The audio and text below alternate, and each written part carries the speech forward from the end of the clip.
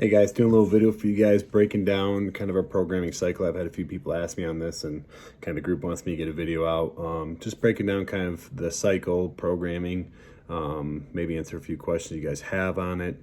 And a lot of things, maybe just extend some things that I say to the morning over to the afternoon. So we have kind of some cohesion understanding across the board with the classes and everything going on here. So, we started our cycle, 2 weeks ago now, 3 weeks ago, we did our test week, and we're going into our third week now. What we're doing right now is, we have usually 2 to 3 strength focuses being something in the powerlifting world. So that's going to be your bench, your strict press, your deadlifting, your squatting of some sort, whether it be front squat or back squat. And then we got, the Olympic lifting realm where we have our cleans or snatches. So this last cycle we did was all Olympic lifting based, and then we did some supplementary powerlifting along with it. And this time around, we're going to have a little more of a powerlifting focus, and then we're going to supplement a lot of Olympic lifting. And you guys will see, just like today's workout, we have heavier cleans, heavier Olympic lifting, going to work on barbell cycling, and kind of continue to supplement our development of strength with a little bit of speed and power. On top of that, we have gymnastic focuses. So it's hard to, and this is what we, to help you guys understand kind of CrossFit programming, you can't do all things at once. As a general rule, you pick anywhere from 2 to 3 gymnastic movements that you're going to focus on over a 12-week, wave or cycle or whatever you want to call it. You pick 1 to 2 powerlifting, and then whether that be powerlifting or Olympic lifting, and then you focus on endurance, a little bit of supplement in there. There's 1,000 movements in CrossFit, so you can't do them all at once. And so right now we have front squat that we're doing Wednesdays. Our focus on that is going to be over 12 weeks. Well, it's like 11 weeks, 12 weeks, where we have kind of our percentages through the warm up, and then we get obviously into something like a 4x4 or 5x4. This week's going to be 5x3, 6x2, 7x1, and then we reset the percentages, bump up, and then we go again. I talked a lot with the classes with that, and then the deadlift we have, across the board 4x4, 5x5 with a burnout set at the very end, and those percentages in the burnout set is going to increase. So I'll explain kind of our goal for the cycle first within the strength training, and then I'll talk a little bit about gymnastics. So with the strength realm, typically when we take our 1 rep max, you're going to want to take anywhere from 10 to 20 pounds off that for the cycle. I can only lead a horse to water. A lot of people are very misinformed or a little ignorant to strength development, and a lot of people think that just weight on the bar is all that matters. Weight on the bar, it's important, but not as important as speed, position, overall productivity within telling your brain you can do something over and over again. And so to understand stress within training, what we're trying to do is get our body to say, oh shit, this thing is really hard. Holy crap, you're doing this to me regularly. Your body's going to say things, we wanted to get to say things like, or to recognize that you're doing something to it week to week or day by day or every other day. And basically your body goes, hey, listen, if you're going to keep this up, I'm just going to have to get stronger. And that's that stimulus effect. When we talk about stimulus in training, what we're trying to do is elicit a certain response that your body says, holy crap, if you're going to keep doing this to me, I have no other choice to get stronger, faster, more powerful, whatever we're going for, whatever training you're doing. So I talk a lot about long distance running. If you long distance run, over time your body's gonna say, holy crap, you're gonna keep doing this to me. I'm gonna get rid of all this weight because all this extra weight is way too hard to carry while you run. That's why long distance running tends to destroy muscle gain. And that's why I tell a lot of people who have any goal of establishing a proper physique, that which has muscle, to not run long distance regularly, and to really not run long distance at all, do more like sprint repeats and things like that. But that's going to be a tangent. Get back to strength. We have our front squat right now. We're trying to week get your body say, holy crap, percentages go up.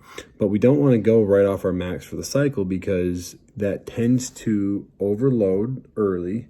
You tend to struggle. So if this last 2 weeks, if you guys were struggling in your sessions, you're already setting yourself up to not have success at the end. If you feel you need to struggle every day, you're going to end up suppressing your nervous system. Then by the end of the cycle, your body's going to be so worn down and tired because of that consistent overabuse.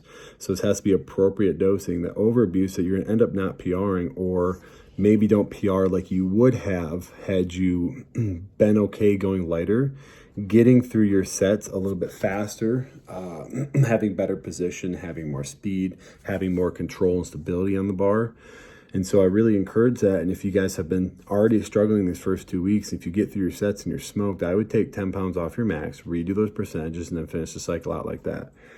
We're trying to establish a base early on where you're trying to ramp up slowly. So that 70%, we're trying to just trigger just a little bit of the response to get your body to say, okay, well, that wasn't bad. Next week, we increase a little more and a little more and a little more, and your body can appropriately grow to sustain that. So by the end of the cycle, you've developed the position, the stability, the control, you've fixed movement patterns, you've worked on bracing, all these things that maybe you don't normally do, you've worked on, so that when we get to the high 90% at the very end, you're able to smack those like they're easy, right?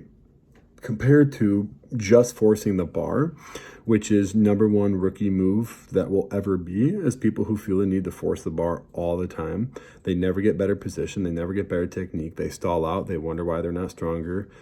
All the common phrases I've heard over the years from people who just don't understand how to be comfortable in strength training. There's a time and a place to really push yourself. And I always tell people that's accessories.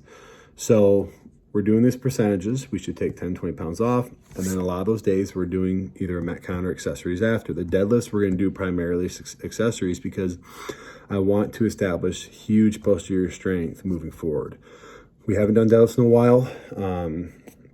The amount of back stuff and hip stuff and things going on in the gym, I want to prioritize really hitting our heavy deadlifts and then focusing on whether it be like unilateral, bilateral type movements, this being your right leg, left leg, single leg, cross body, whether it be attacking the glutes or the hamstrings. Maybe we do some hip stuff. We want to specifically target muscle groups that coincide with deadlifting after to really beat those up.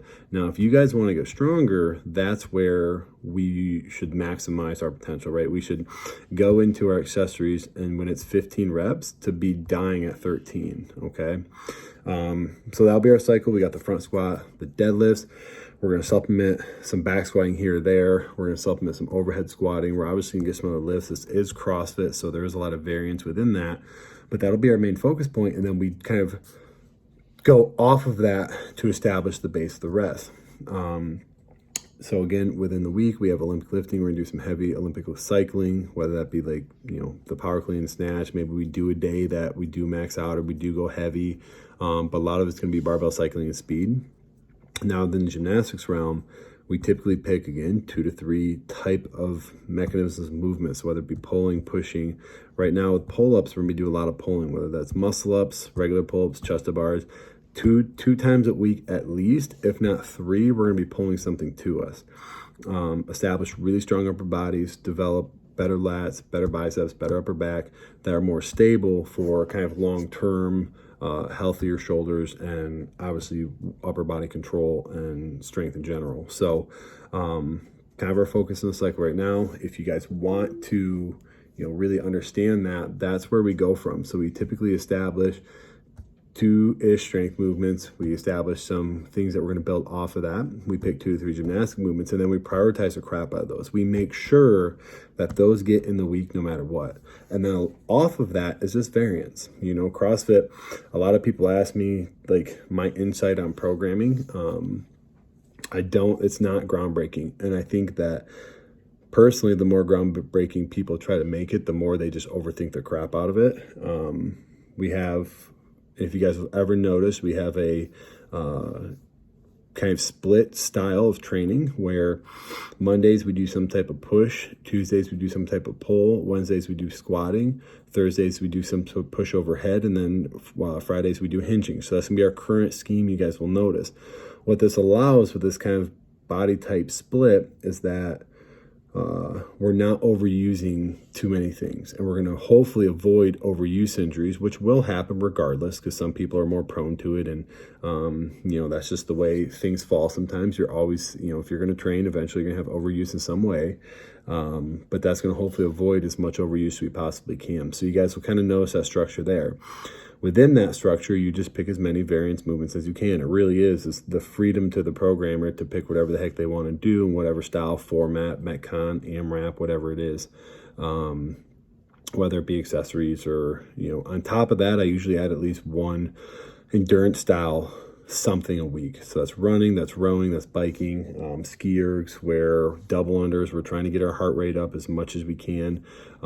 It's a little bit more kind of steady-ish state where you're going to peak at a heart rate, but the movements are designed that you hold that. You're not having to really stop.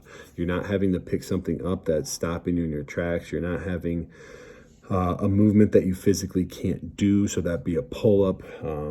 If it's something like push-ups, maybe those go, but for the most part, it's things that you're able to do over and over again. The only reason you don't want to is that you're tired. And so we try to build and develop our, cardiovascular, ability with that, if you will.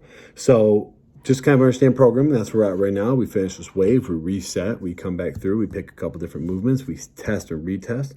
And so after this is done, we'll probably go back through, take a look at what I do is I take a look at the athletes that I've been watching and where do I feel like they're struggling.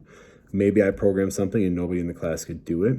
Maybe I programmed a weight and nobody could do it RX. And to me, that lets me know that we're lacking there. And then the next wave, I will program something to address that. And then we basically just repeat the shit out of that for the foreseeable future. Throughout the end of this year, we're going to start to build up and do open prep, right? We're back to the open. Life is like kind of back to normal within CrossFit world. And we understand when the open is. They went back and forth a bunch of stuff. It was in the fall, it's in the winter. So now being back in the winter, we're able to kind of build for that and plan for that so people can kind of maximize. That is our one competition in CrossFit. We will always do the open. We will always do it on Friday nights. We will always have that. That is what we do. That is what CrossFit gyms do. So, whether or not you're signed up for it or not, you guys are all on a plan that is designed to peak you guys and to have you feeling really good for the open. So that's kind of the way we program throughout the year. Open hits, our cardiovascular endurance should be really high. Our skills are really good and up to par. We test it for that year and then we continue to do it again. So just kind of an understanding for the program. If you guys have any questions, you guys can kind of comment on this video. We can do some more kind of Q&As. I think those are always good. So you guys can kind of get into my head or any of the coach's head on kind of the things that we do here. I think the more you guys understand the world, the better off you're going to be in the future, right? As a coach, I want you guys to know as much. I don't hide anything from you guys. There are weird coaches out there that do that stuff. They want to be the superior. I don't really give a crap. I want you guys to know everything and kind of understand it so that you could potentially coach or teach or help somebody one day. I think that would be a huge success. So feel free to add any comments on this video that, I just did kind of a basic cover. This is already 13 minutes, so I'm going to end it. And let me know if you guys have any questions. So, all right, you guys have fun, keep kicking butt, and get after your training.